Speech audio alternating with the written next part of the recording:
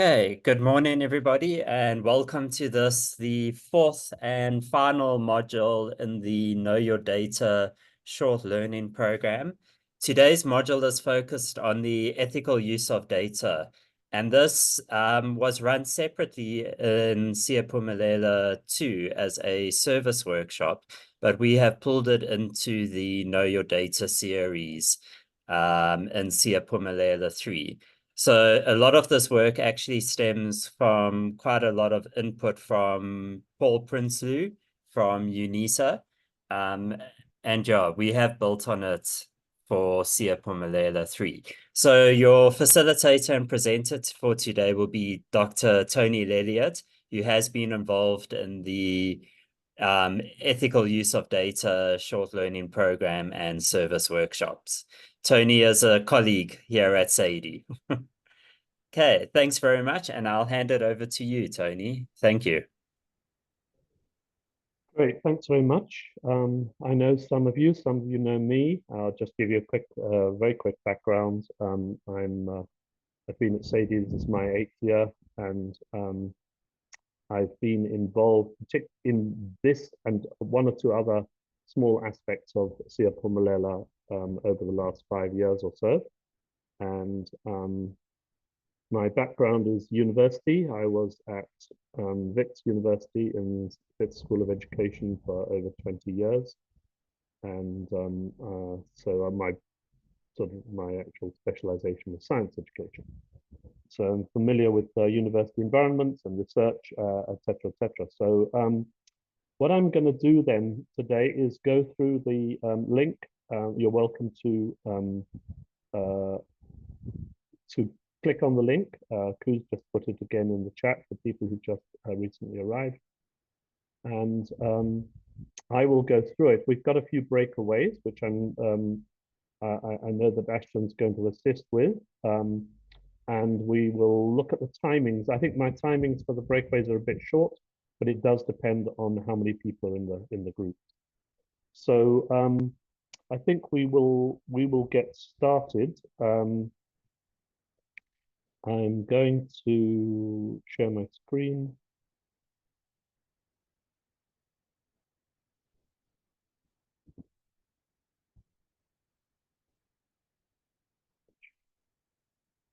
There's any sound, but I'll share sound as necessary. Okay, so sorry, I'm just clicking on some of the things that are covering the screen a little bit. Okay, so you've been working for 3 sessions on Know Your Data, and we are going to be talking today a bit about learning analytics. So I'm just going to quickly go through this first page. The key feature of today's session is that while as academics we are all used to the ethical use in research, so we're used to, if we're doing a research project, we normally would have to go through some form of ethics committee. We would prepare, depending on the institution, we're all obviously slightly different, but as well as our research proposal, we would, if it includes human subjects, we would need to prepare an ethical process, go through an ethical process, which is different in the institutions, but essentially we would need to get ethical approval for the collection of that data and the use of the data afterwards.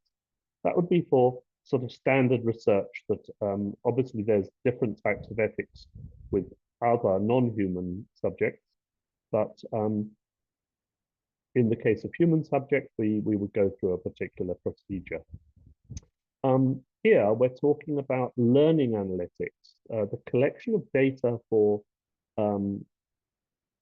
improving student success and using the data to do so. We do need to have some ethical principles because the collection of that data would not normally have to go through an ethics committee because it is not actually research data. So the idea of today is to just make everybody aware of how we should carry that out. I know that some institutions who attended, maybe some of you did attend a workshop about 2 or 3 years ago that we ran. We've run them a few times in the previous iteration of Siyaphumelela. And you may have already put into place some sort of process for the ethical use of data involved in learning analytics. And actually, we'd like to hear from you. Those institutions have worked on that because others can learn from their experiences. So we've got the 4 outcomes, which I've sort of talked around a little bit. And I've talked around the first 3. What I'm going to do later on in the session is ask you to engage with an analytics policy, a draft learning analytics policy. Obviously, an institution to put a policy in place, it's usually quite a cumbersome process. And you might want to work with guidelines instead of a policy, or you might want to incorporate the concept of learning analytics into an existing policy in the institution. And as those policies are, as I say, cumbersome to create, then each institution will work probably in a slightly different way. And the last thing we'll be looking at today is the student guide. Really, it's very important that we are, as you'll see when we look at the principles, that we are as transparent as possible to students about what data we are collecting.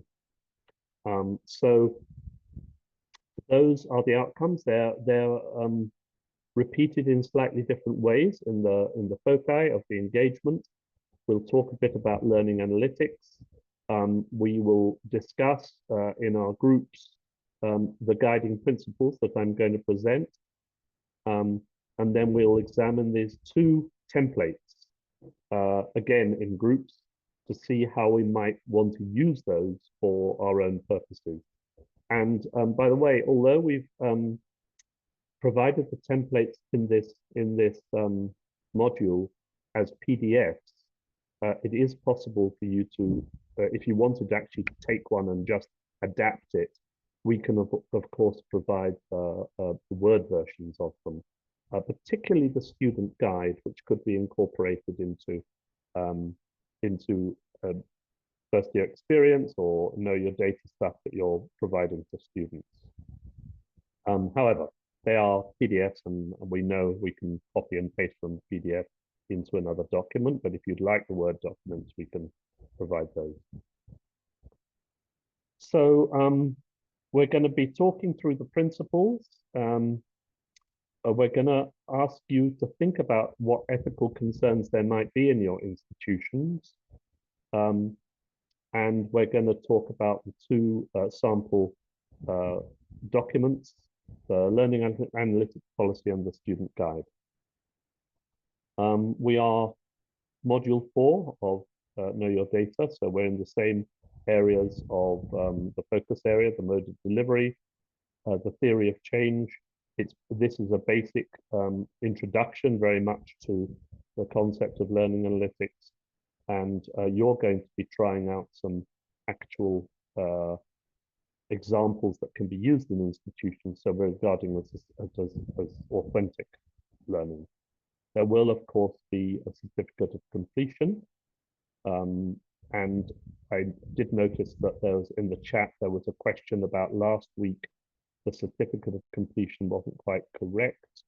And we will make sure that is corrected from last week's session, but also make sure today's one is completely correct. So, so what I'm going to do then is go through this. We're going to do it in the form of a presentation, but it will be incorporated into this HTML online process here, which I'm showing you on the screen. The first paragraph, as I've already mentioned, the the concept of learning analytics is actually an emerging form of research. It's not research in a traditional form, but it is something that has been developing in institutions that are collecting data for improving student success and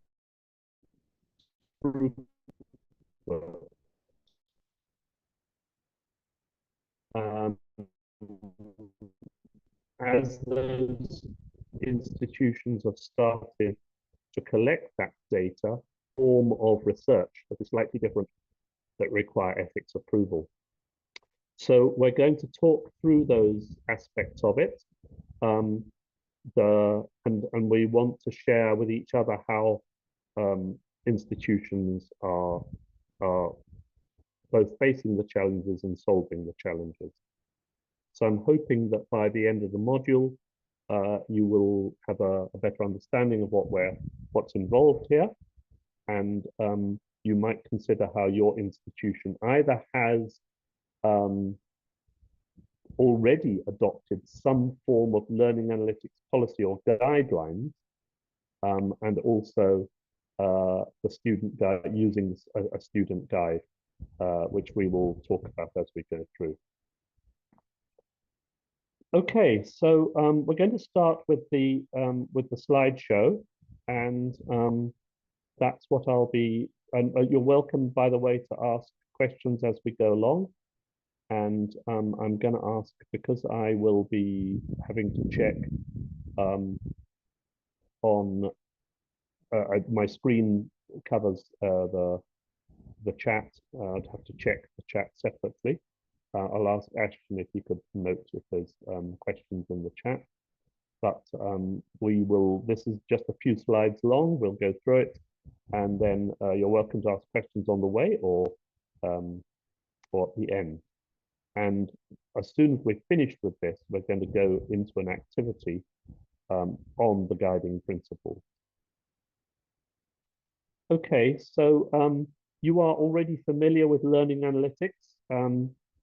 The idea of measuring, collecting, analyzing, reporting data about learners and their contexts. And the reason why they're different from other types of data that we might collect is that they're specifically going to be used for understanding how students are learning and optimizing the learning. So it's they're very much involved in the learning process. So yes, we collect data analytics, but learning analytics we've sort of separated off slightly as being ones we're specifically data we're specifically using to assist in the learning process.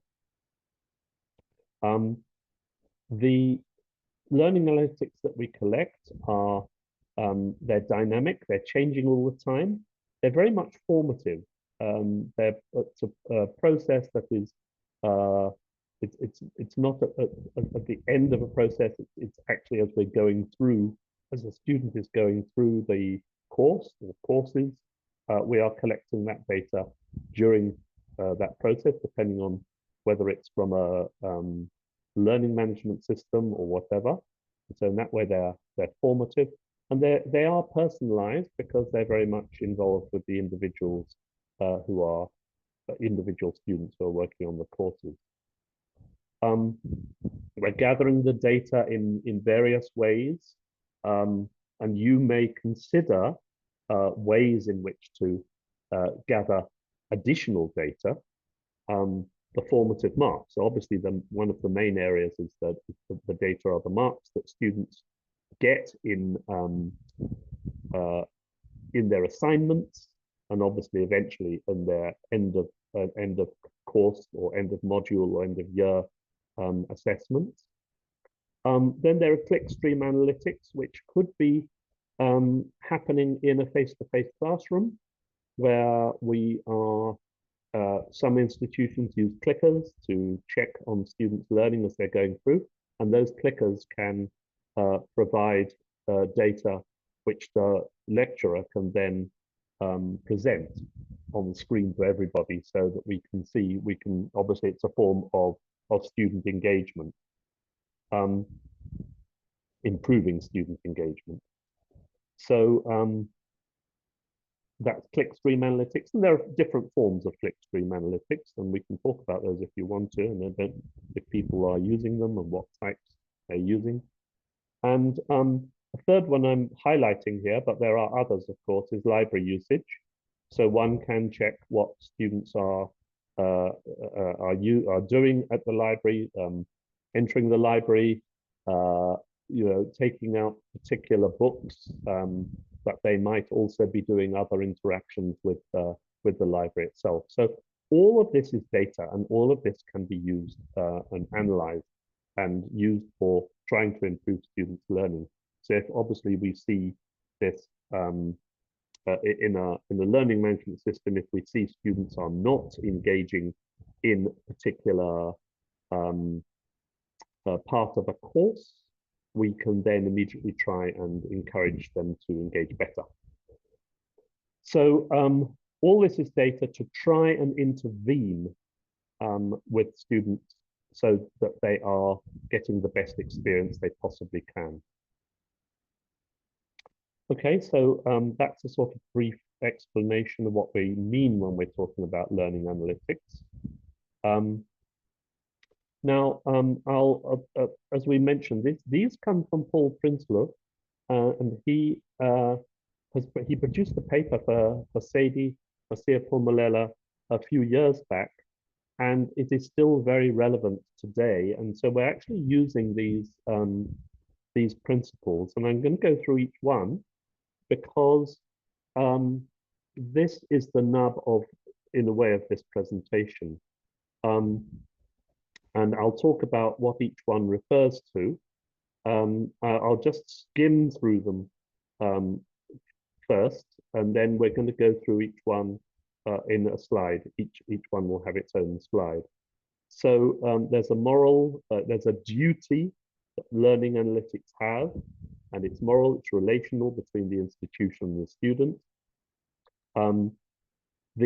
When we're talking about student success, we are at the cusp of the student, the institution, the other outside institution agencies, and also the context of the institution itself and the students. The third principle talks about data as it's framed in various ways, but it's also framing, and I'll talk about that in a moment. The sovereignty of student data is very important. This is something that, who does it belong to? We need to have at least got some form of permission from students, and we'll talk about that as we go along. We are Principle 5, we're accountable. The students are accountable. Principle 6, we've got to be as transparent as possible, and that's an area that sometimes is a bit contested, and you might want to talk about that in our groups in a few minutes. How transparent should we be? Is it one of the things we need to remember is obviously we do need to be as transparent as possible, but there are some situations where maybe we are less transparent than we could be. And finally, there's a co-responsibility, which sort of relates back to Principle 5 and the others, and some of the others. But there's a co-responsibility between the student and the institution. So I'm going to talk about each one of these principles, and I'm going to ask you to look in the first activity to decide on how you might view those in your institution, or if you've done this before, and I know some people present today have done this before, how you have used this, how you have addressed this in the past, and how your experiences might guide others who are looking at this for the first time. So the first one is this idea of, I'm not going to read through this thing. Obviously, you've got it up in front of you. I'm going to talk around it. the we are trying to use learning analytics to um, to assist, to in a way emancipate the students. We want to assist ensure that they can be used to assist the students as much as possible. So we need to think about how we define the data and what we see as its purpose. Um, what are we going to collect? What sort of data are we collecting? And that data is, you have to remember, is a proxy for all sorts of things. Um, it is a proxy, so it's a first year student, and it's in case it is data from a first year student, and they may be a first generation student to go to university. Um, how is that data different from students in their third or fourth year who are used to the university by this time, or students who have whose parents have been to university and they have siblings, etc. So we've just got to remember that they are proxies for the actual student's lived experiences. The third aspect here is obviously different people collect the data. And we need to bear in mind who is collecting data and who is going to be analyzing it and using it and for what purposes. And finally, we need to ensure that some of that we are accountable and transparent, and there's some form of oversight. So in some ways, this principle is an overarching one that is covered in some of the later principles, which you'll see are slightly shorter.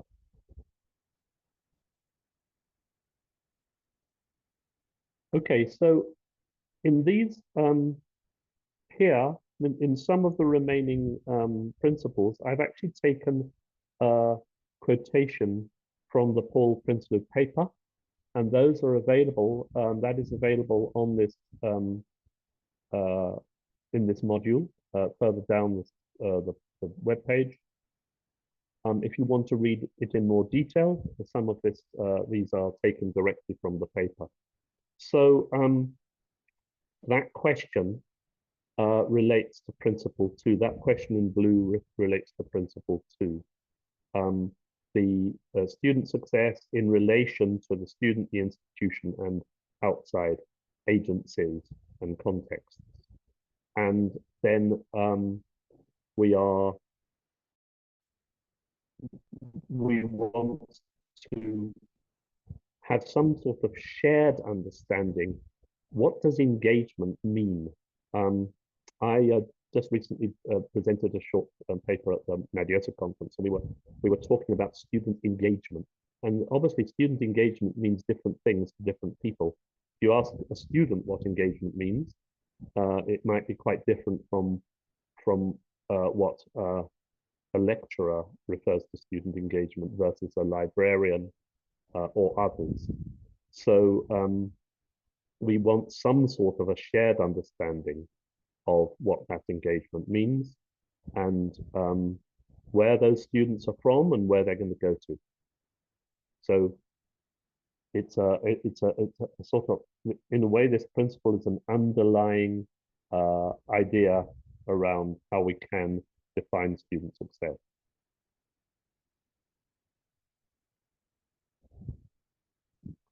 The third principle around understanding data as framed and framing. So that one refers to the idea of we're never actually going to get a complete picture. When we look at these engagements by students, the data, the click data, the data we acquire from a learning management system, or a library interactions, or even in a lecture, we're actually not getting the full picture. We're only getting proxies of what the students are doing, and we can't over-interpret them. So when we don't get students engaging as much as we like, what are the reasons for that? And it's very difficult to just understand those reasons from the data itself, and we may need to dig deeper. So we just got to understand them as proxies.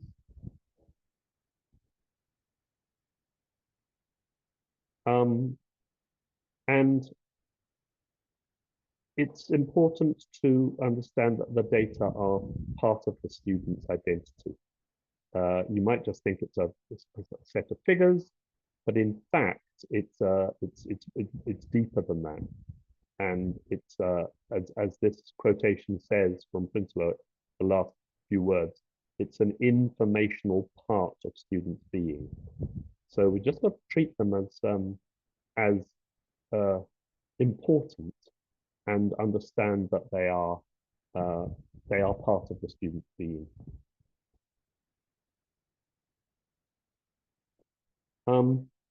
We are accountable to students, and we use those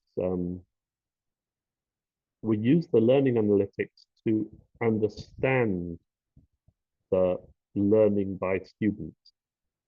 And initially, when we first start collecting that data, it's fairly minimal and it might not be very complex. But over the period of a course, or over the period of a module, or over the period of a program, a year, 2 years, 3 years, we realize we can understand the complexity of learning that's taking place, and we need to ensure that we are accountable to students for that. That we understand that they are human beings who are learning in quite complex ways. Transparency I mentioned earlier in the summary. Very important. How we collecting the data, we've got to be transparent about that. How we're analyzing, as I said earlier, who is collecting it, who is analyzing it, and then who is actually using it in the end. And we've got to make it clear to students how those data are being used. And finally, this very much relates back to Principle 5, the interdependency between institutions and students. And we've got to try and ensure that the learning experiences of the students are as high quality as possible, but they also have to play their part, clearly. I know that there has been some concern where students just sort of understand the learning management system, make sure they log in at a particular time and log out and do some clicking and stuff. But that's where it's their responsibility to take that seriously, so that they take their learning seriously.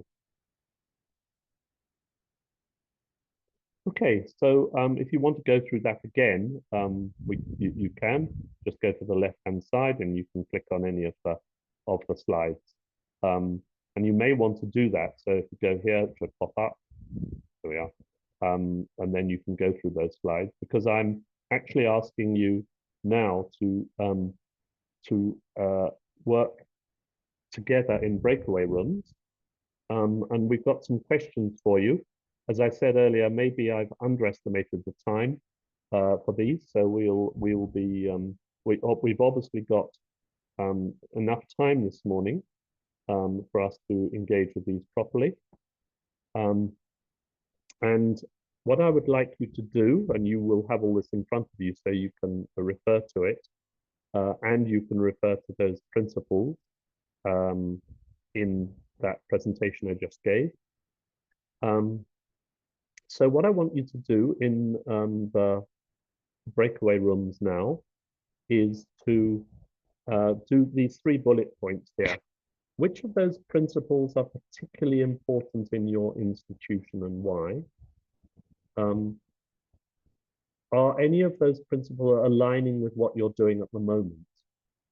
And are there some that you think maybe you need to consider in more detail? And I think we can probably leaves the third question because we actually are then going to look at it in a bit more detail in the next activity. So I'd like you really to, obviously it's a fairly general question, but we will look at it again a little bit more detail in the next activity after the next input. So particularly, I would like you to work on the first two bullets, and then we will ask people to give a takeaway from the discussion after the at the end of the session. So if you're ready, Ashton, I'm going to stop sharing, but as I say, remind you that you can click on the presentation to check those principles, and they're all summarized in the slide 3. And there may be some questions before we go into the chat. There are some questions coming up, but I would like you to, in a few moments when we get ready, to move into the breakaway rooms. So I'm going to stop sharing and ask if there are any questions. Ashton has put in the task in the chat. Thank you, Ashton, and the slide with the guiding principles also in the chat. So are there any questions?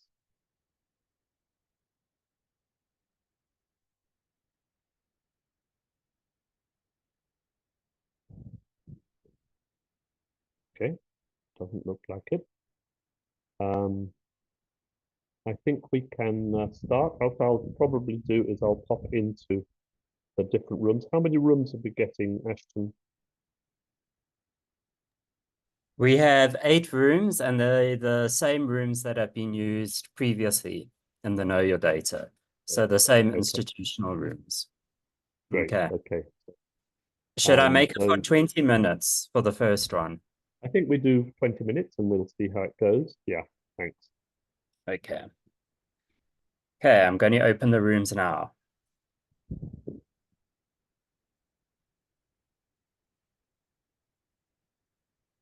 Back, everybody.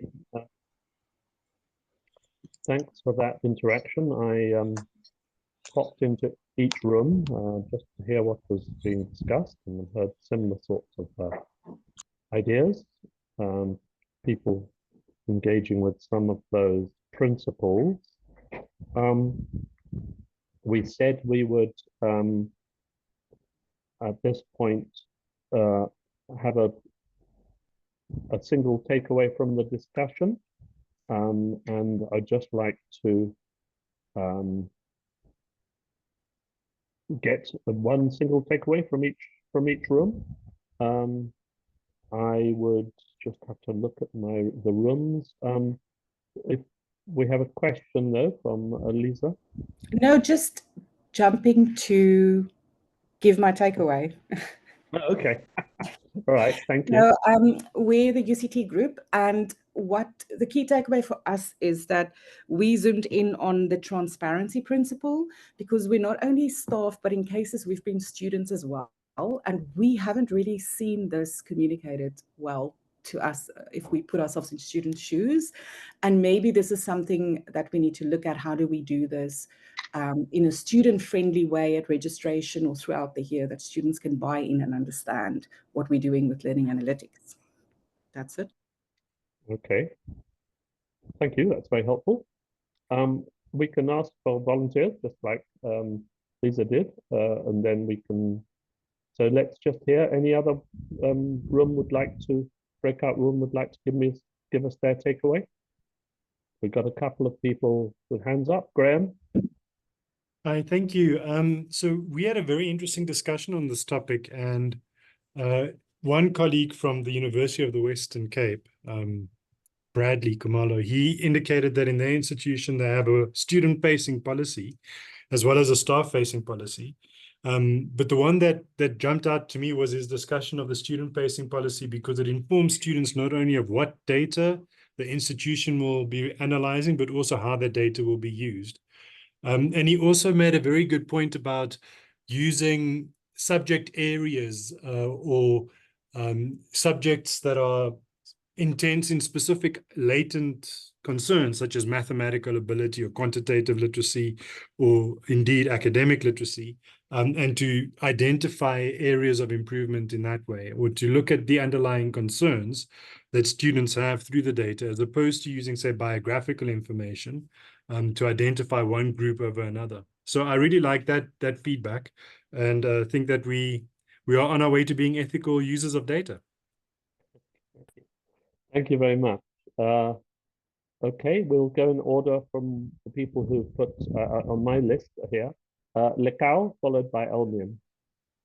Thanks. And from UNISA's side, we looked at accountability and transparency almost on as one as two sides of the same coin. In the fact that we do have over and above information on our website about what data is being collected from students and possibly what it is being used for. We also have drives to engage with students directly through the office of the POPI, who are responsible for matters relating to POPIA. We also have an ombudsman office and so on. But in terms of accessibility and accountability of accessibility of data and accountability, we also have obviously the permissions to certain levels of data and certain platforms. In some instances where you have logged in to access certain information that then becomes inaccessible afterwards, or that the information you can access it afterwards after you have logged off. And that minimizes the risk of data leakages and so on. So we've got your SQL and permissions to access that kind of data. So from a transparency point of view, there's moves to make sure that students understand fully what we are using the data for, and from the staff side, certain data sets are accessible to certain individuals. Thanks. Great, thanks very much. Yeah, I mean, it's good. It's nice to see some institutions are doing, got some processes in place, and they've obviously been in place for some time, which is excellent. So so other institutions that may have fewer or limited processes, it would be great for us to share what we're doing, and that's part of what we're trying to do today. Okay, Elmin, from Stellenbosch. Yes, I'm from Stellenbosch. So we said that when we ask questions about student success, it's quite a complex reality that we need to understand. And so we looked specifically at principle 3 and 4 and said that it's only one part of the picture that data can give us information about. But so the data analysts can only give that one viewpoint if we ask the question. But but it's to make sense of the complexities of student success can become quite a lengthy and complicated process, and you can get stuck in it. So somewhere you need to find the balance between the complexity and to provide some form of view. And where do you get that balance in an ethical way? That was a discussion that we had. So which lens will you use then to say this is the reality that we're working with and that we are going to use to answer our question? We also said that when we ask these questions, that we need to use different forms of data, quantitative and qualitative data, to work towards the ideal of providing a more comprehensive view or answer to our questions. We also we touched on our transparency issue also, especially to answer question 2, which might need more focus. And also the same as UCT, we said that especially with communication to our students, we need to be more transparent. For example, if there's problems with certain say for example, marks that needs to be displayed, that can't be displayed for some reason, or it needs to be communicated to our students. We can't let them just hang and they don't know what's happening. So clearer communication is extremely important. Okay, thank you very much. The idea of complexity is not getting bogged down is an interesting one. Good. Yes. Okay. Thank you very much. Thank you. Let's move to Anele. And Anele is at Walter Sisulu University. Anele Bangani. Hi, good morning. Ours was around the morality and appropriateness of the use of data. For us, we are still new in the project, so therefore, our initial thought was that we should run ethics and data implementation training for all the users that we expect that will have access to the data. We did that, but as we move on with the project, we begin to appreciate the complexity of the issue, because now we are moving into an area where we want to collect data from sessions such as counseling and academic advice. Then you start asking yourself questions around what kind of data do you want to collect in those sections, and how do you report this? How do you aggregate that data when reporting? And also I think what we have realized is that even though we speak about COPIA, I think as ourselves as practitioners, we know what COPIA is all about, but we don't know the details as to what is expected really. We just know at high level. I think a part of ethics training should also involve a detailed discussion around the POPIA Act for the users of the data. And I think the other thing that came up is how do you then differentiate between these different stakeholders and the level of access that they need to have in terms of the data. And the issue of students having an option, of course we don't have an option when we collect surveys in terms of them opting out or opting in, but in terms of us as a university accessing the data, that has been taken as a given.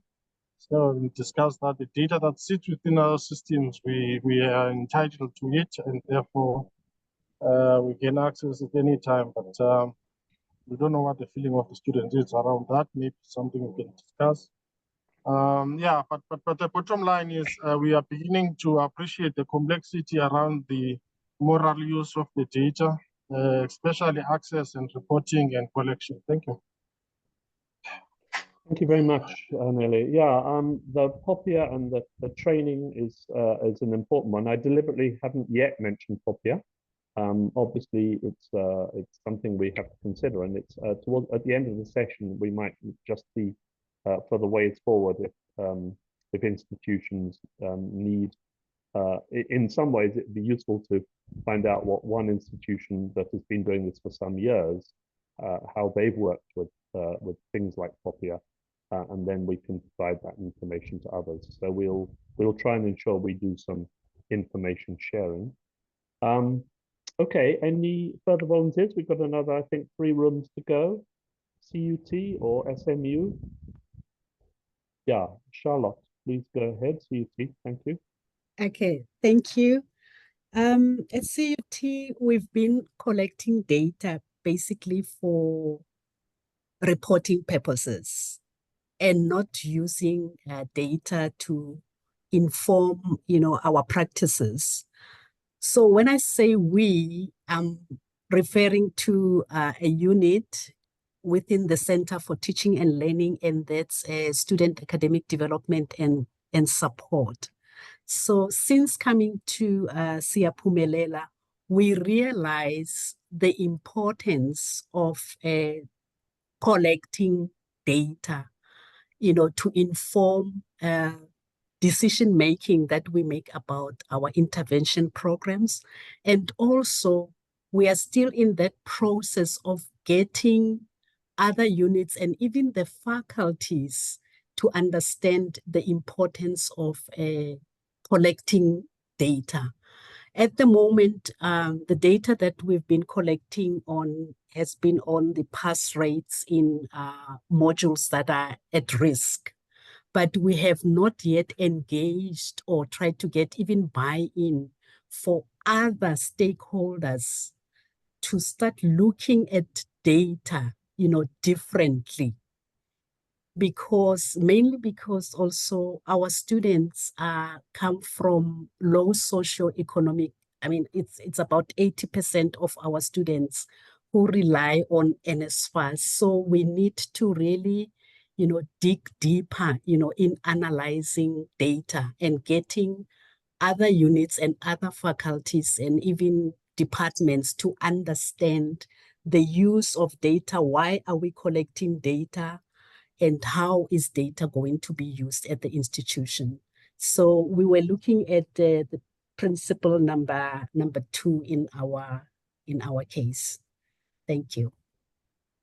Great, thanks very much. Now that's why it's very important that we're all hearing each other, because it's, some people have been in the Siyaphumelela network for much longer than others and have been using data in different ways.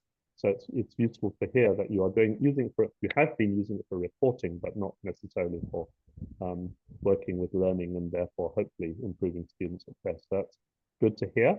We do need to get in touch with each other if we need to. If you hear a particular suggestion from one of the groups, you are welcome to either through us or directly. You're welcome to get in touch with the institution, just because the whole point is collaboration and sharing.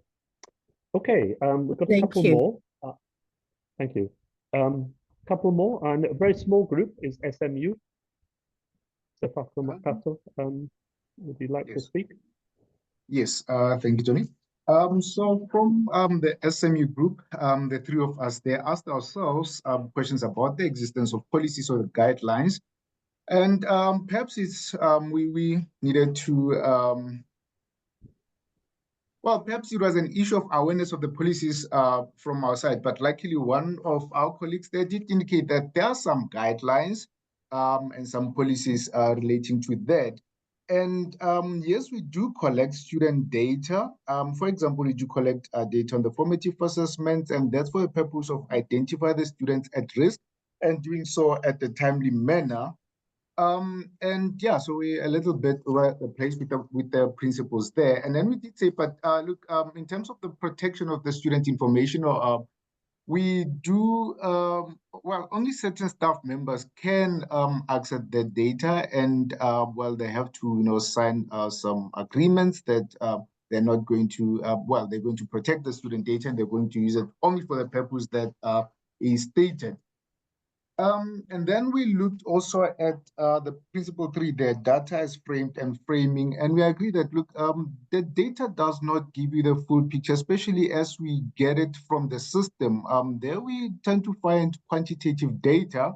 It gives a certain picture, but you need to also follow that up with some discussions with the schools and, doing some surveys, getting the student voice. In other words, we need to augment our quantitative understanding of the data with the qualitative understanding of what is going on there. So yes, that is what we have discussed now. Great, thanks very much. Thank you very much. And that's also good to hear. Okay, I think we've got one more, which is VUT. Would somebody from VUT like to speak? Morning, colleagues. We looked at those two principles, which is basically transparency and accountability. But first, we also tried to reflect back in terms of our institutions, the policies that we have, and we just also noticed that some of these policies are still under review, especially the information policy. Now, we also noted that transparency, yeah, is an issue, but during registration, we do collect information and students do consent for that. But after that, I don't think the university does communicate well in terms of what the information will be used for, especially for the student. And that's something that I think we'll need to look into as an institution. And we also looked at accountability. Yes, we do have offices like your ethical clearance office, especially when we're conducting research and using other information than the one that we collected during registration. That is something that we have, but it's also it is also not something that most of us are clear in terms of what we can get from the office, especially when it comes to data leakages. We don't see that being addressed, and that as an institution is something that we need to look into. Those are the two things that we looked at. Thank you. Great, thanks very much. As I said earlier, it's great to hear newer institutions who've got some processes in place and others that have had some for some time. So as Ku said in the chat, coaches, if you have a coach in your institution, they are knowledgeable resources and they can assist with some of these sorts of things. So obviously it's not expected that everybody has to do everything to do with ethics, but if you need assistance and you need to find the right person in your institution who should be working on this, that's an important area. Okay, so I think we've been going for nearly an hour and 20 minutes. We've got a couple more things to do. That was probably the most extensive discussion because some of the others are related to that. I think we will take a 5-minute break now, and then I will continue with the presentation, which is looking at some specific ethical issues. Obviously, we talked about them in general terms in the principles, but here I want to actually identify some specific ethical issues, and then I think we could talk about those. And then, as I say, as we'll later on, or towards the end, we'll be looking at these two documents that you could use in your institution, or we might even hear from institutions who have used them in the past or got a version of them in their place. So let's take 5 minutes. It's according to my clock, it's 19 minutes past 10, getting on to 20 past 10. So I'm going to say I will start talking about the ethical issues raised by learning analytics in 5 minutes at 10:25. So please take your break, comfort break, coffee break, or whatever it is. Be back here in 5 minutes. We're going to just continue. We'll continue now.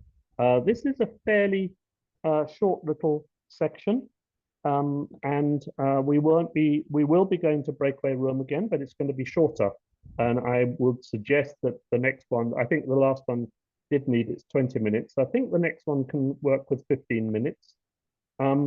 And I know there'll be some overlaps with what you've already talked about, because principles obviously will relate to actual ethical issues.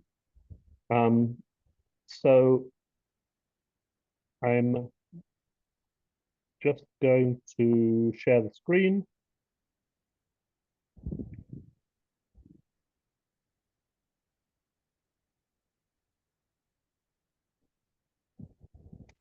Okay, so we are now on the second section, and we've grouped 4 sets of ethical issues raised by learning analytics, and we've summarized them here. So this is like a mini presentation, this little section that's on the screen now. And the first one then is what you heard. You've heard these words, terms already in the principle: transparency and communication. The idea of being as transparent as possible to students around the use of their data. And we've heard in the report backs from the breakaways that that some institutions are doing this very clearly, others are doing it in different ways. So one of the things we're suggesting here is to communicate all aspects of the associated goals and talk about the potential benefits associated with learning analytics. For the institutions who are only collecting the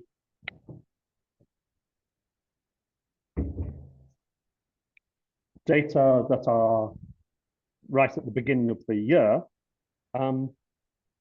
the idea of extending this to potential benefits for the student for learning analytics. And then also, what are the various processes, the policies, and we'll talk about policy later, and impacts of communicating the collection of that data. Okay, so transparency and communication, obviously that leads on to student consent. And the idea here is to have some sort of a code of practice or policy for learning analytics so that students themselves can make informed decisions. And then they can make informed decisions about the use of their data.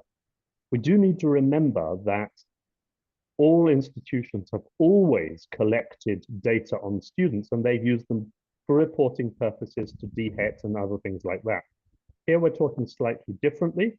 We're talking particularly about using the data in different ways for learning, and say different institutions are at different stages of that. The idea of a policy might seem a bit too high, it's too big, but I would be interested to hear, we're going to have a report back shortly after the next session. I'd be interested to hear if any institutions have got policies. So if you do, I think it would be nice just to hear in those brief report backs in a few minutes. However, if it's not a policy, some sort of a code of practice. It doesn't need to be as all-encompassing as a policy, but it could be guidelines, it could be a code of practice. And whatever, we do need to make it clear that students are the owners of the data and they've consented. So the student consent is important. But as I said, some of the data have to be collected for reporting purposes anyway. So we can't actually get students opting out of everything. Okay, the third one, data collection of use. Obviously, accuracy is important. They can be anonymized, but not all of it. Obviously, they can't all be anonymized because otherwise you're just getting almost generalized data, which could be useful for reporting to DHET, but it doesn't help individual students to improve their own learning. So data is anonymized, but not all data is anonymized. Some is left as is.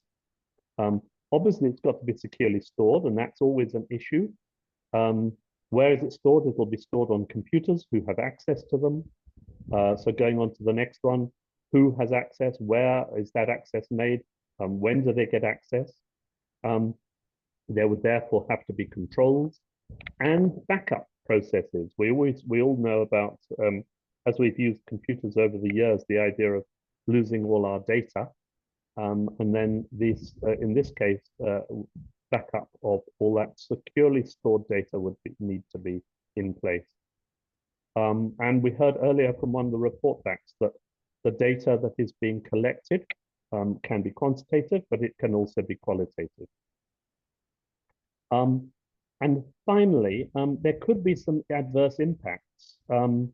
And these quotations, again, taken from Prinsley's paper,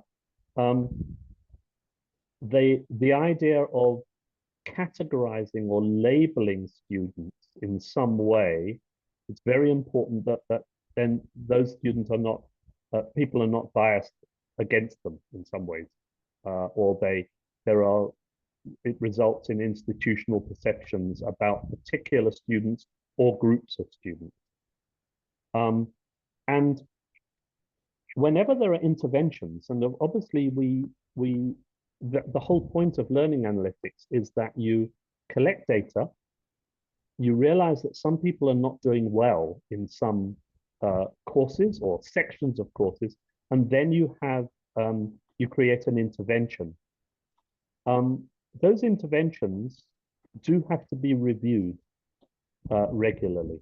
Not obviously, maybe it's only once a year, but they still need to be reviewed, because you don't want the analytics that you've collected to have some unintended consequence for the students themselves as a result of the intervention. Okay, so those are some of the ethical issues raised. What I suggest, what I'm going to ask you to do, we will take, as I said, 15 minutes over this. I want you to just look at those ethical issues, and it might help if in some groups I went into, I noticed that people one person did share the screen so everybody could see those ethical issues. So I would suggest that somebody in each group, somebody goes to this section of the screen and then just shares this one, and you talk briefly about it, briefly about this, and briefly about that. So it would be useful to have them on the screen. They could also be put in a chat if you wanted to, but on the screen would be helpful. So what I want you to do is to, again, in the same groups, review those ethical issues, and how either is your institution already doing this, is collecting, using, and then analyzing student data. As I say, it'll overlap a little bit with your previous discussion. Then what about if we have some risks about data misuse or bias? Would your institution need any policies or practices to mitigate those risks? And then if we are providing data to lecturers, I mean, the lecturers might be involved in the collection, depending on the course, etc. But once we've got those data, how can the lecturers ensure that this is actually for student success without reinforcing inequities? It would be useful for you, please, to answer those 3 questions. We'll be maybe 5 minutes each or so, and then we will have a takeaway. When we do it, please just do a single takeaway so we don't take too long, because we've got 8 groups to get through. Great. So specifically ethical issues, that's what we're looking at now. We're now going to move into those same groups as before. I'm going to stop sharing. As I said, please consider, there's the task, it's in the chat. You can share one of you can share the screen in your group, just so that you can try and answer those 3 questions. And then we only want 1 takeaway from each group afterwards. So I think that's fine. So Ashton, if you're ready, we can move to the groups. We set the timer for 15 minutes, and we'll take it from there.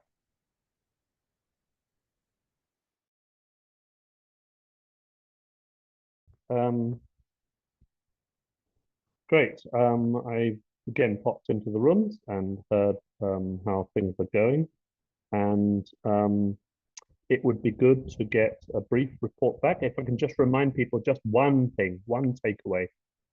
If you discuss more than one, just keep it to one, because I'd just like to hear what the key highlights are for each institution. So they will be different, so it'd be good to hear. So who'd like to go first? Graham? Thank you, Tony. Yes, so our key takeaway was that we were grappling with how to give feedback to students on their data.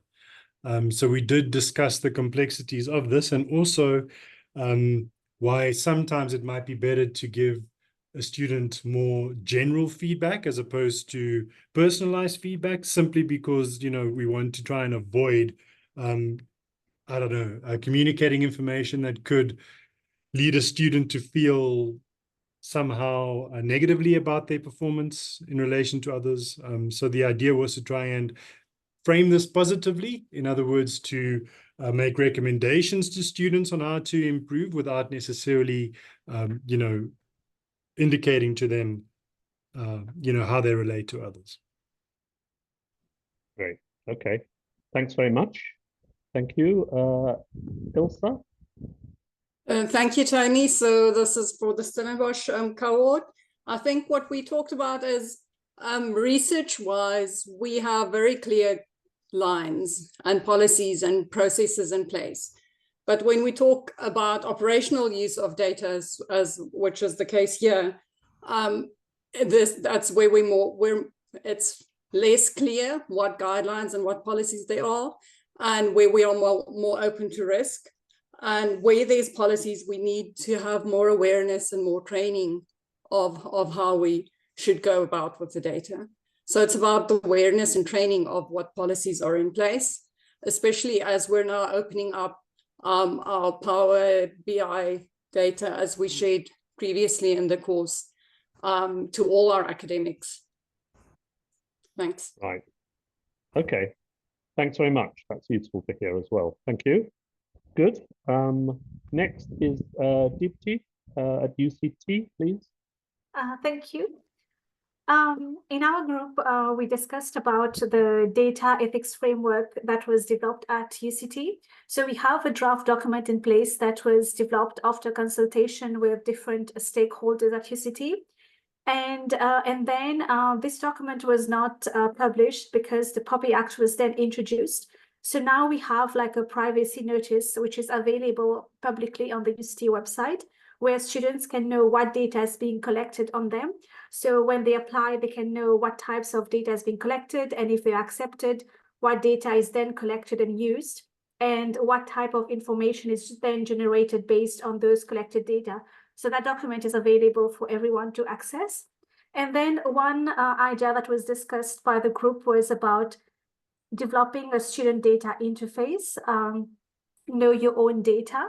So students can have access to the individual data. For example, on average, if maybe a humanities student is accessing the library 7 hours in a week on average, how many hours are you accessing? So just to have an idea of your own personal data compared to the institutional data. Thank you. Thank you. I found that one particularly interesting, to have some sort of interface where students can check on their own data and maybe see anonymized data from others. And I'm not sure if any of the other institutions have tried doing that. Obviously, it could become a massive undertaking, but it could start small, as we discussed. So that is a possibility. Okay, thanks very much.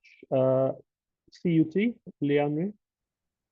Thank you. Yeah, our conversation went very much along the same lines as the other groups.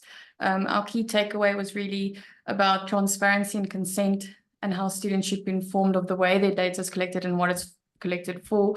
But also we focused on and talk about closing that loop and having students know what the impact was of the data when it was collected, and you know, and then also about the policies and procedures, having those in place, but also, as the other group said, having them visible and creating awareness and making sure that everyone is on the same page and actually implementing those to prevent bias. So yeah.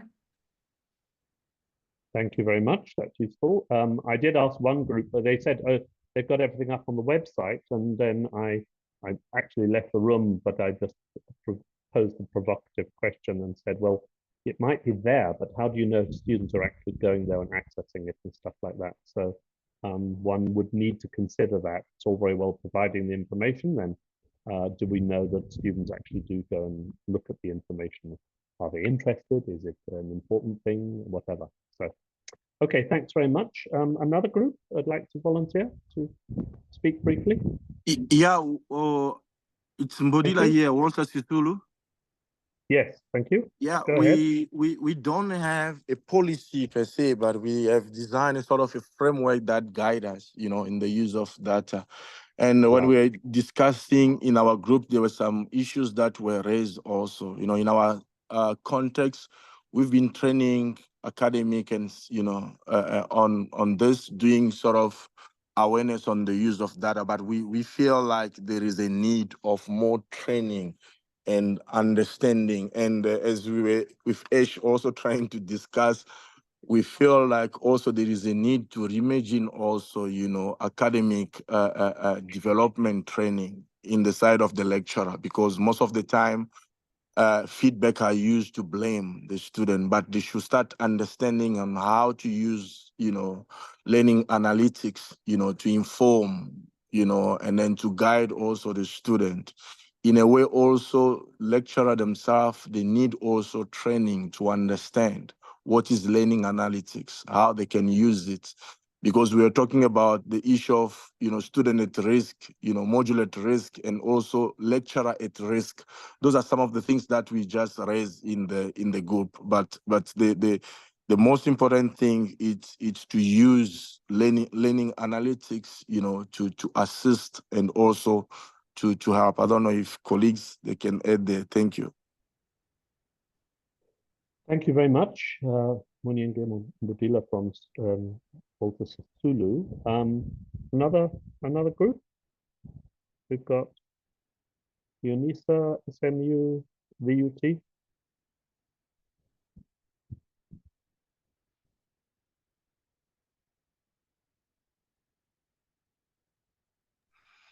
Okay, thanks. From UNISA side, maybe in part to respond to the question about how we know, it's not so much that we will know by way of identity, but having information on the website, we are able to, well, we can always request, the hits to see if students are accessing that particular page on the site.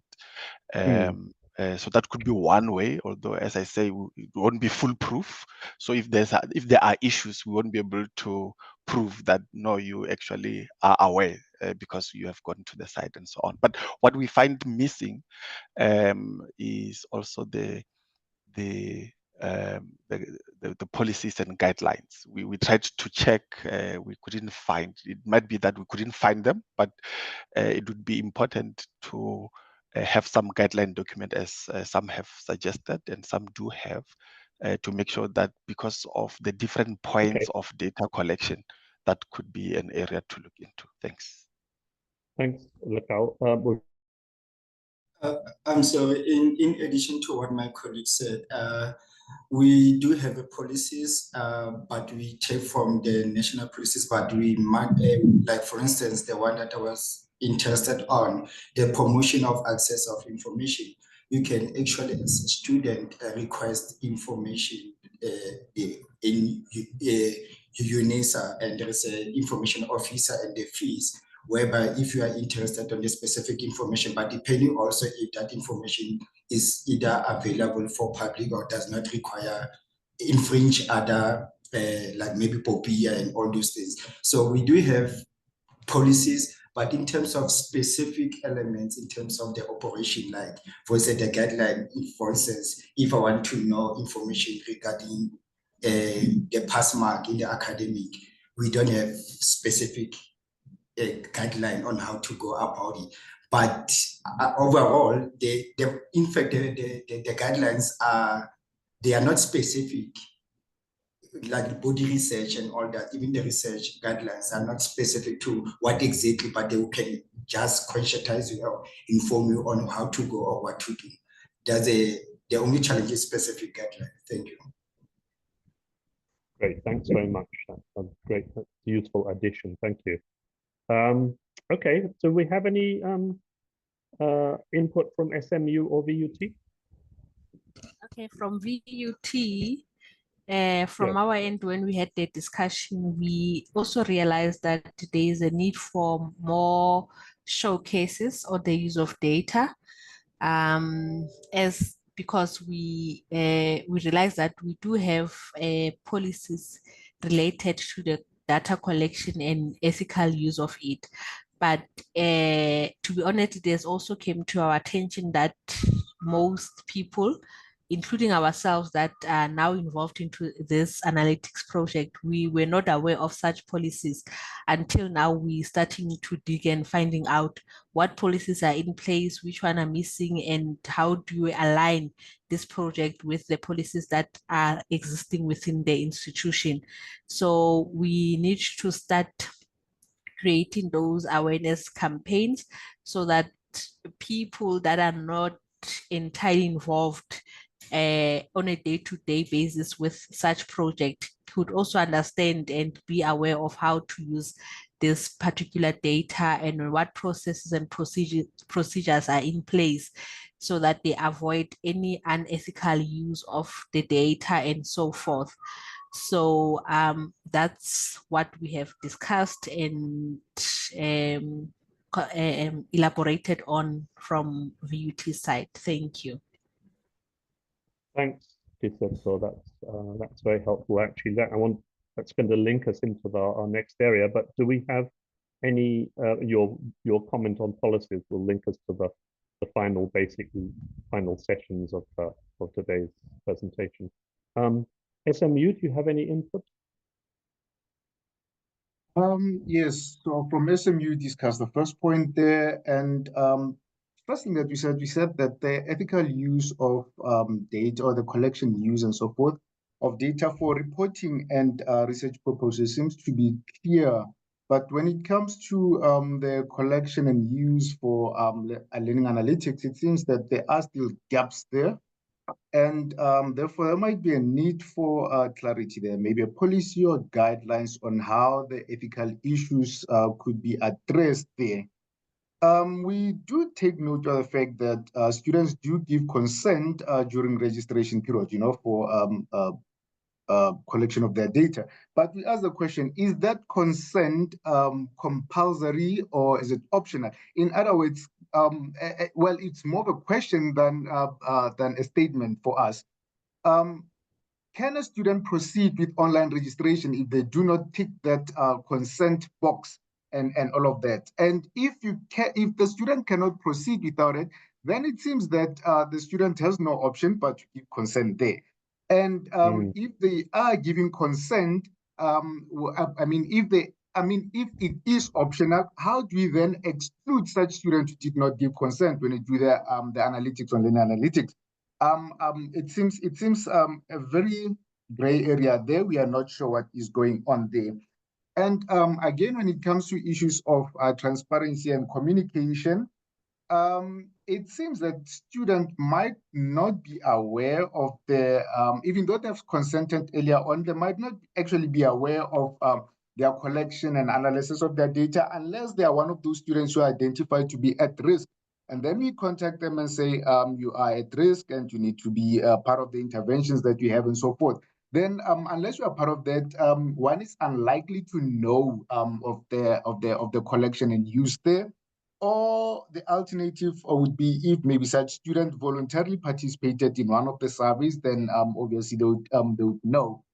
And then the one thing that we thought about was, when we look at learning analytics and the analysis of data on the LMS, that is more open to more staff members, for example, the academics or the instructors in the course.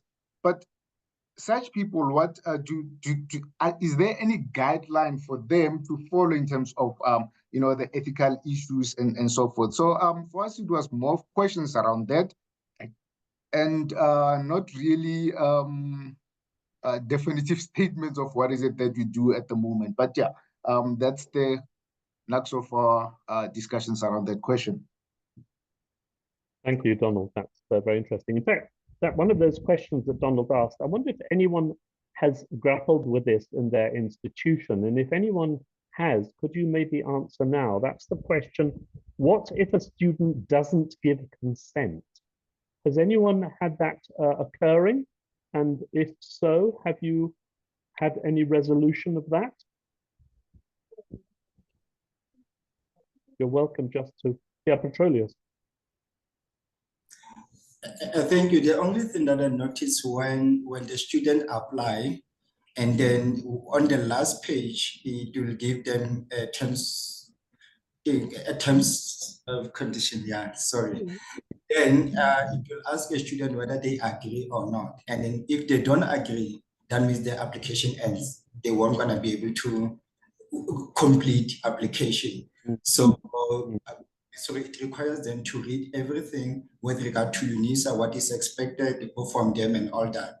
So, and then by agreeing, that means everything that will follow, because the moment now you register and make a payment, that means you have access to everything. And UNISA also will now, you will now need to abide by the rules of the institutions and all institution.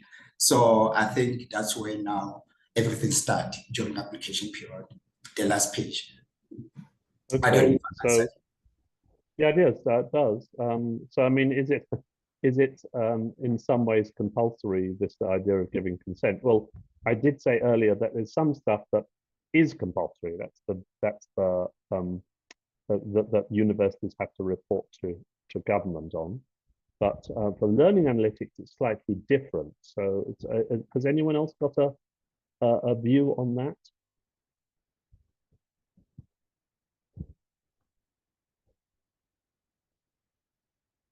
If not, it's something to consider. You know, to what extent is this, when we say students are giving consent, to what extent is it compulsory or not compulsory? It's something to consider at least. Okay. All right. I think we're now going to move to the.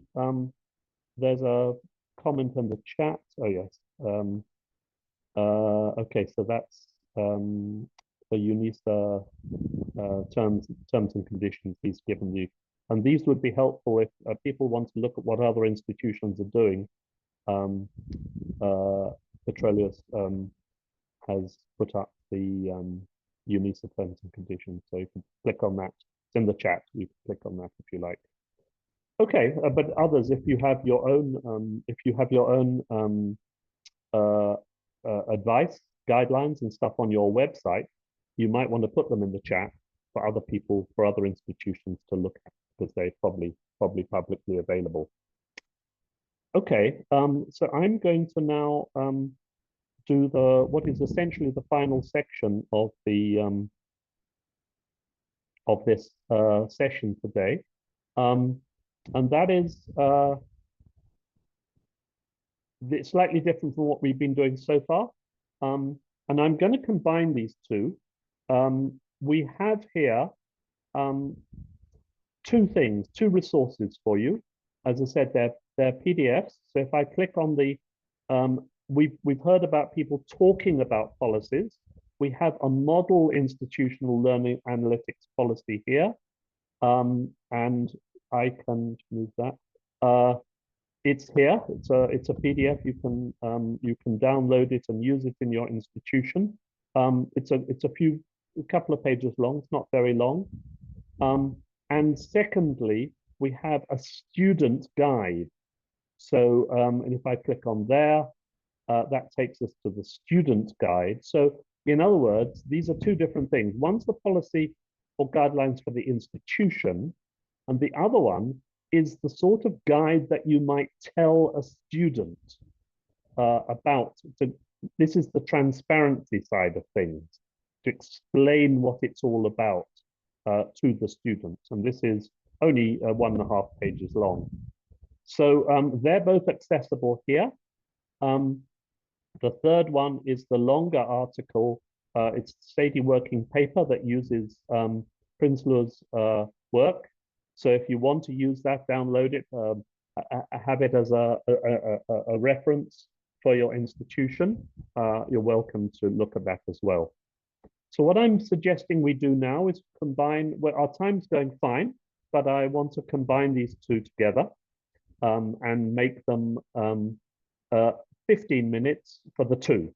So you'll notice that the activity 3 is followed immediately by activity 4. So I would like you to do both of these together. And just to clarify what you're going to do, we're going to go into the same breakaway rooms. I'd like you to click on and download, in other words, click on and skim through that first, this one, the model analytics policy. And then think how it would that fit into your institutional policies? Is a policy too big a thing? Do you want to just have some guidelines or whatever? Do you need a policy? Would it, and some institutions did say they've already got one. And so in some ways, we'd like to hear afterwards, how it's getting on. One institution said they'd got one, but they hadn't actually sort of promulgated it yet because of POPIA, etc. And then the second one, you're going to also just click on and read, and you're skimming through. I mean, these are short documents, especially the student guide, this one here. It's brief. I just want you to skim through it. You can look at the headings, etc. And you're going to look at that, and then would that work in your institution? Are there particular issues it raises? So as I say, we're going to do these together, and we'll do them together in 15 minutes. So once you've looked at the analytics policy, and I suggest you can look on your own computer and look at each of these by just clicking on them. But also, in your discussion, you could either put one of them up as you discuss each one. So we're combining activities 3 and 4. You're looking at the policy first, just to see how it might fit in or not in your institution. Is it something that's useful? Do you want to take it forward? Is it superfluous? And secondly, how the idea about the student guide is it's telling the students what these things are all about, what this analytics is all about. Is that something you would like to incorporate into the application form or incorporate into the first year experience or whatever? So I'm going to ask Ashton now to put us into the groups for the final time, and you're going to look at these 2 documents and just see if they would be helpful, or maybe your university is already doing all this stuff, in which case you can you can curtail your discussion. But I think they're worth looking through, because there may be things in your own institution that you are doing or not doing. So I'd like, Ashton, if you could please put us into the groups for the last time, and then we will see where we are in 15 minutes time, which will take us through to about 11:30, at which time.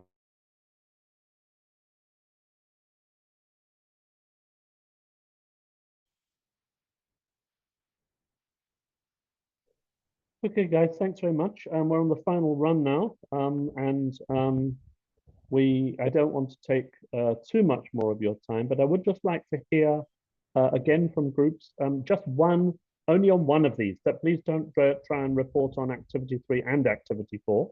I would just like you to say either about the policy, what you discussed, or about that model student guide, one or the other. Just from your group. And one thing I'm hearing in the groups, as you see, I've been popping in and popping out the groups. It's very interesting to hear people in institutions talking to each other, that they are unaware of some of these things themselves within the institution. So as well as us talking across the institutions, it's always good for us to be able to help people talk within the institution. So I'm hearing some of that, which I'm very pleased about. I think, Ilse, you're already teed up to talk. Yeah. I'm ready to go, Tony. Thanks. Go ahead. Maybe to say from Stellenbosch side, we haven't been using the learning management system, the learning analytics, the same way as we've been using other data on our data platform. And we realize we don't have these kinds of policies in place, and there is a lack of transparency towards the students as to what learning analytics data we have and how we might be able to, or how we are using, might potentially be using it. So these two documents, both of them, can be a value for us as we go forward to make use of the learning analytics data to put these policies in place. Great. I'm very pleased to hear that. That's obviously part of the point of doing this, to try and get people thinking about it. And it might not be your responsibility, not suggesting everybody here has to go and engage with it, but at least you can, maybe point it in the right direction. Great. Thanks very much, Lisa. So our takeaway is just that looking at the student guide, there's just too much text in there, and it's almost like you first have to explain jargon, and then to get to the meat of what you want the student to know. And if you think at what point they are going through this, they might be 18, 19, 17. So there's a possible need for more other formats of this information, video, infographic, just simple ways to get it out there, as maybe something that is as wordy as it is. That's just our 2 cents. That's extremely helpful. Remember, this is taken from overseas thing, and it's there as an exemplar. But you're right, it could be too complex, could well be, and other formats definitely would be an option. Either cutting the whole thing down, simplifying it in many ways, or a completely different format. And if anyone's got has done that at all, we'd like to hear from them. So thanks very much. Thanks very much indeed from UCT, and Olile from UNISA. You can go ahead. Thank you very much. Yeah, I think we also put our focus on the model of the student guide to learning analytics. And we, like the previous speaker has indicated, have realized that it's quite a bit of reading for the students. So it is important that we try and put it in a checklist kind of format for students to can point out what is important in there for them to really consume and to interpret accordingly. But also at the end of it, maybe just make reference to the students that if you want detailed information of this policy, you're welcome to read it through this link or so.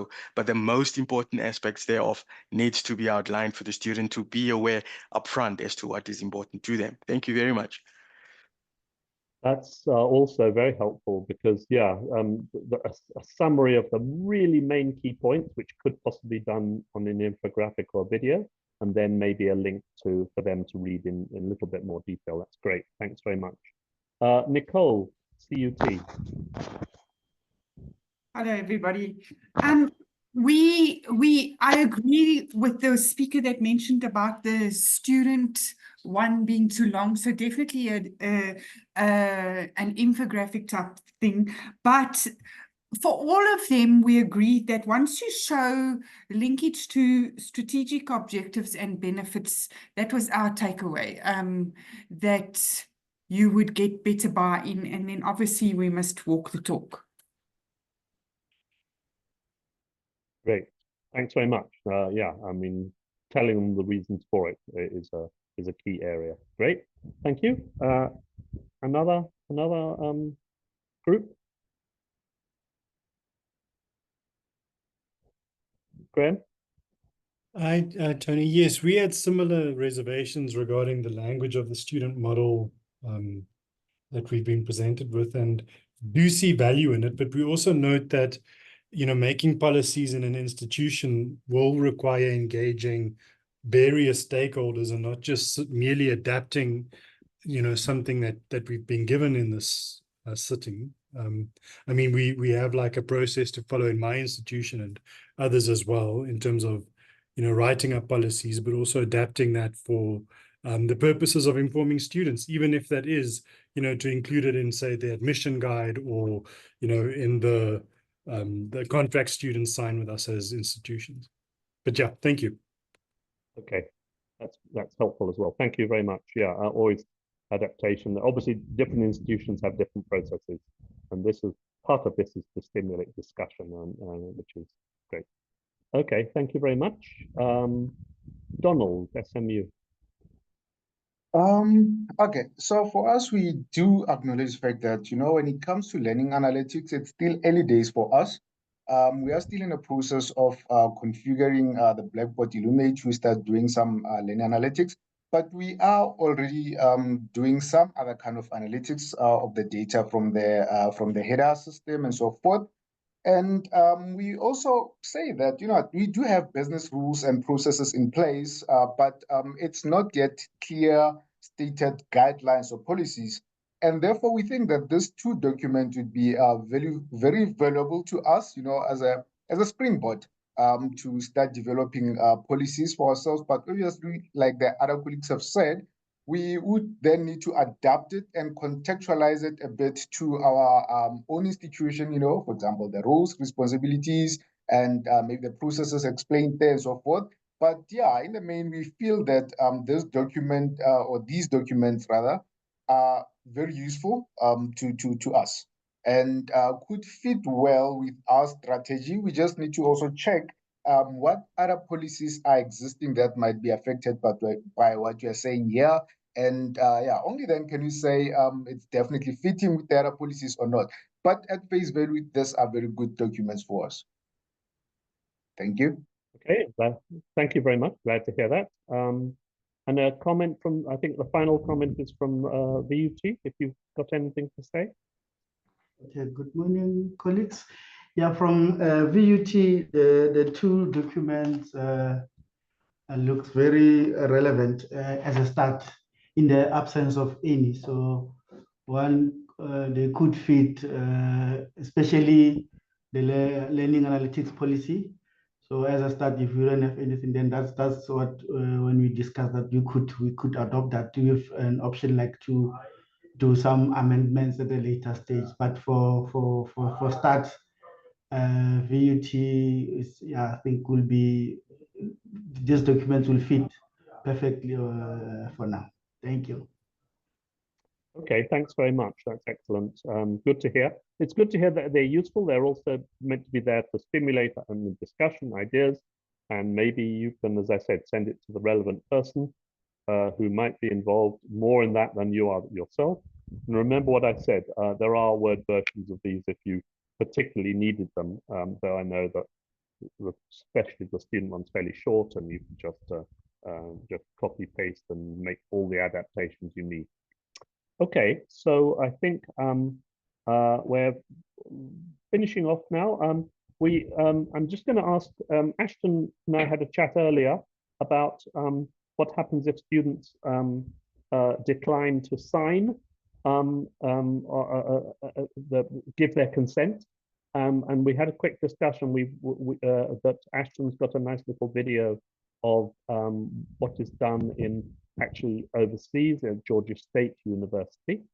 He'll do that, and then I think then we'll be wrapping up. Maybe you can just contextualize it, Ashton.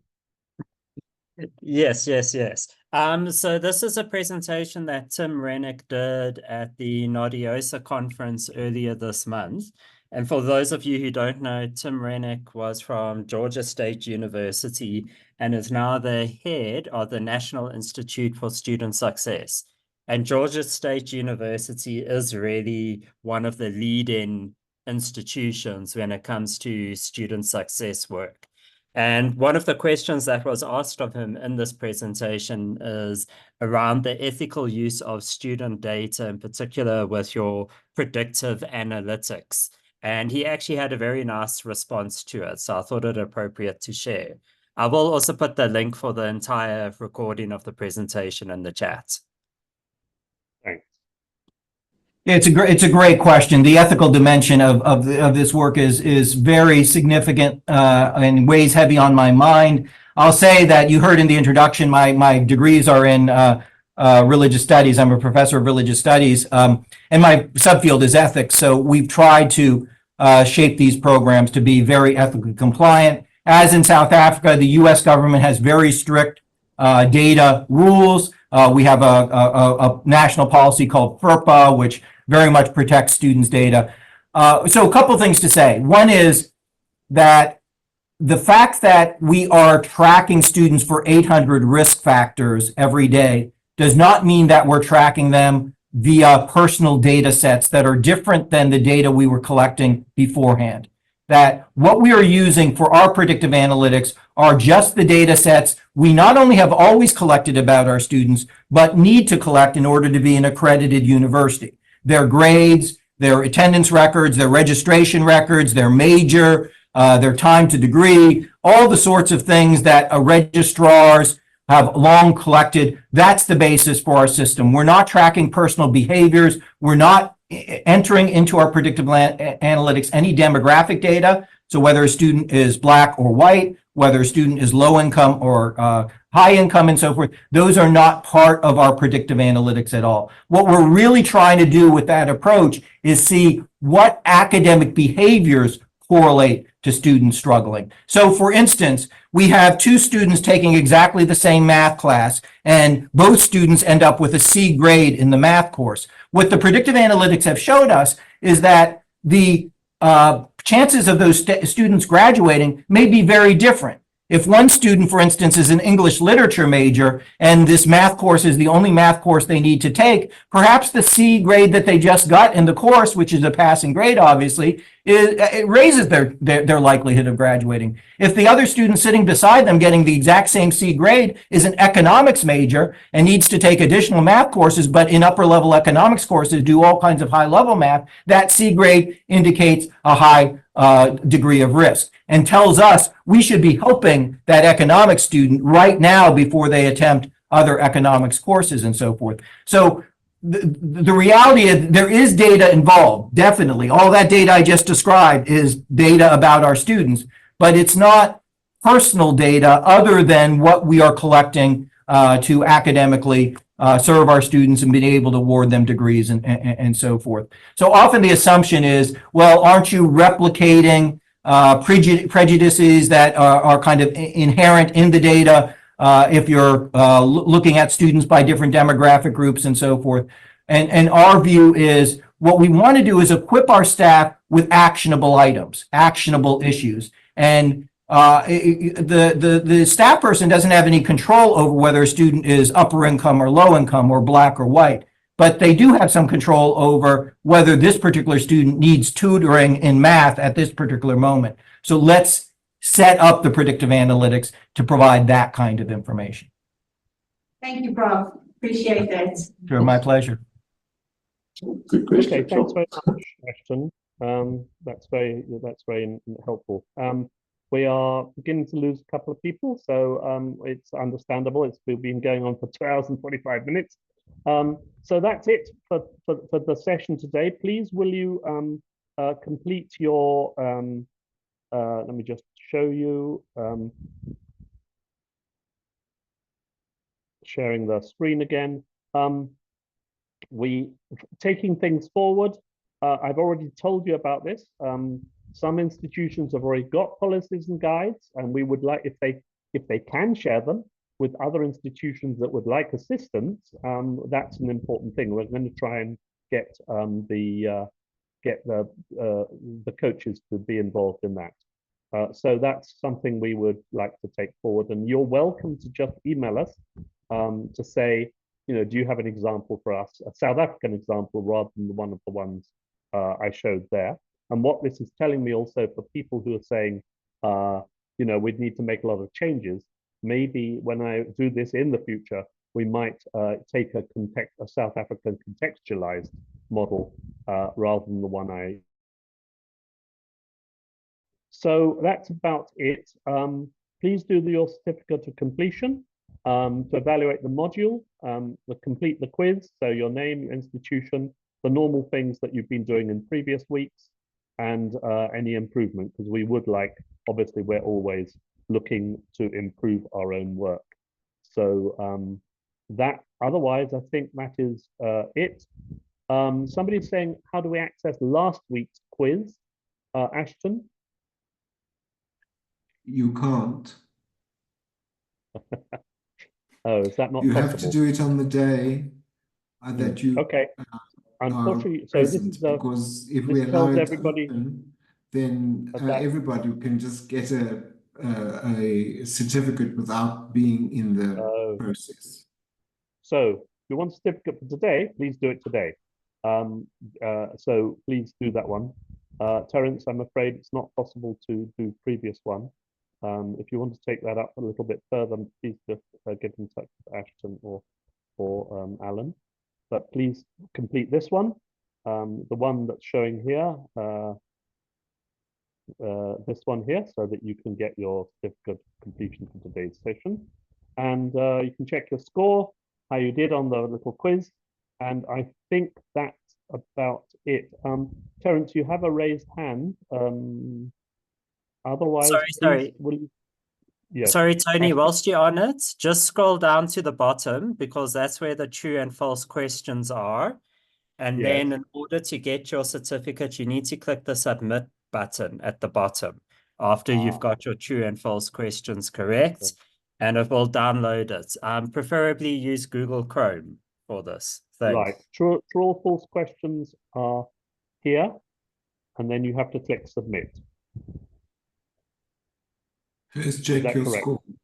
Yeah. Yeah. And check your score and get 100% and then submit. Yeah.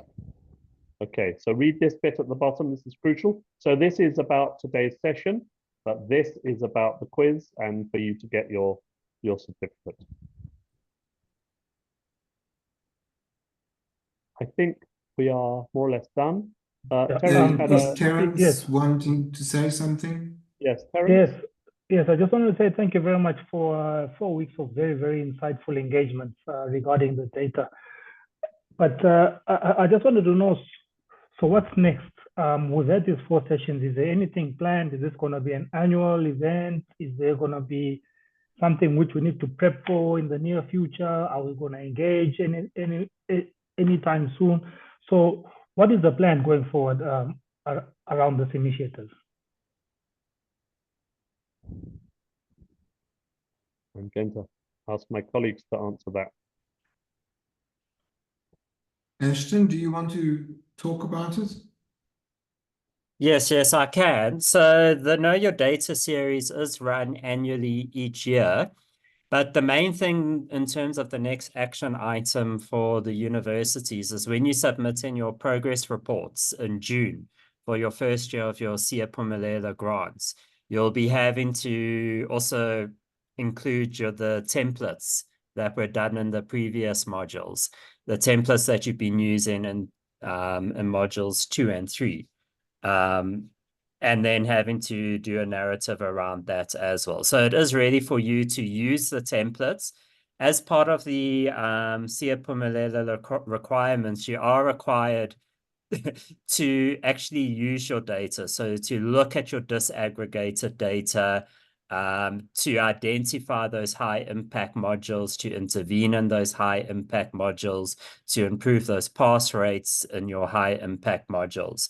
So what we would also really recommend is that within your student success committees that you have, that you actually use those committees to look at your institution's own data, that disaggregated data, as well as look at your high impact modules. Most of your institutions also have objectives directly linked to improving the pass rates in those modules. So you'll be needing that information as part of implementing your Siyaphumelela Kreisky grants. Okay, does that answer your question? Thank you very much. Any other questions on this, next steps and stuff like that? And maybe to add, sorry, this whole thing is to get the institutions to use your own data.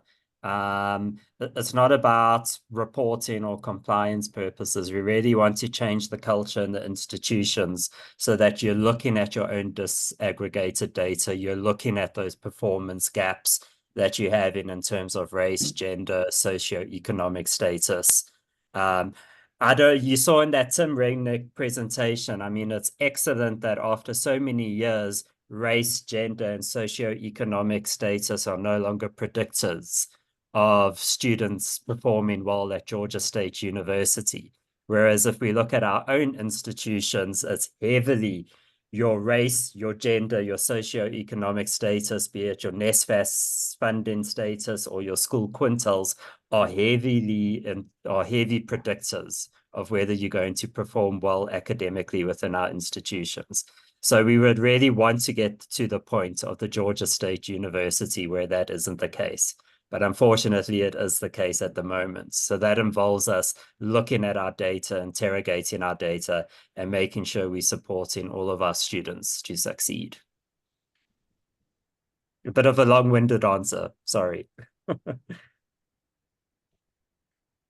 Thank you.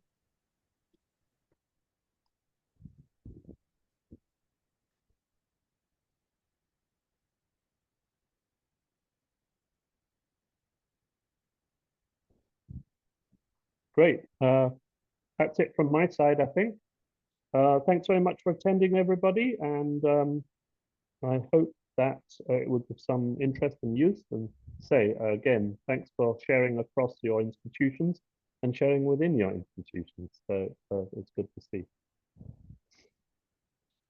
I think I will sign off. I have another meeting in 5 minutes.